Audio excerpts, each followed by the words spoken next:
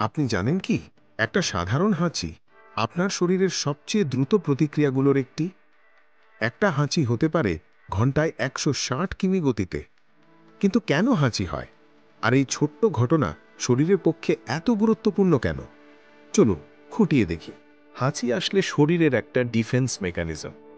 যখন আপনার নাকের ভেতরে ধুলা, পরাগ, ব্যাকটেরিয়া বা ভাইরাস ঢোকে, তখনই মস্তিষ্ক একটা সংকেত পাঠায়, এটা বের করতে হবে।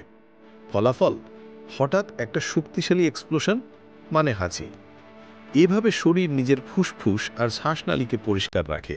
আপনি জানেন কি, একটা হাঁচি দিতে 5টা অঙ্গ একসাথে কাজ করে? নাক, গলা, ফুসফুস, বুক, এমনকি চোখও। প্রথমে গভীর শ্বাস, তারপর বুকের পেশি একসাথে চেপে ধরে গলা খুলে যায়, আর তখনই হাওয়া, শ্লেষ্মা আর জীবাণু একসাথে ছুটে বেরিয়ে যায়।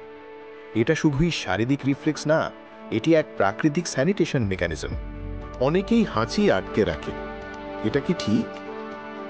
বিশেষজ্ঞরা বলেন না, কারণ হাঁচি আটকে দিলে সেই চাপ নাকের পাশের সাইনাস, এমনকি চোখ বা কানের দিকেও যেতে পারে।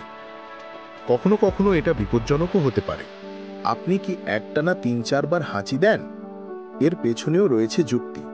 যদি প্রথম হাঁচিতে সব অণুকণা বের না হয়, শরীর দ্বিতীয় বা তৃতীয় হাঁচিতে তা ঠিক করে। একটি হাঁচি হলো প্রথম সতর্ক বার্তা, বাকিগুলো কাজ শেষ করার জন্য। হাঁচি দিতে গেলে আপনি চোখ বন্ধ করে ফেলেন, এটা অজান্তেই হয়। আপনি হাঁচি দেওয়ার সময় হার্ট 1 সেকেন্ডের জন্য পজ করে, যদিও এটা বিপজ্জনক না।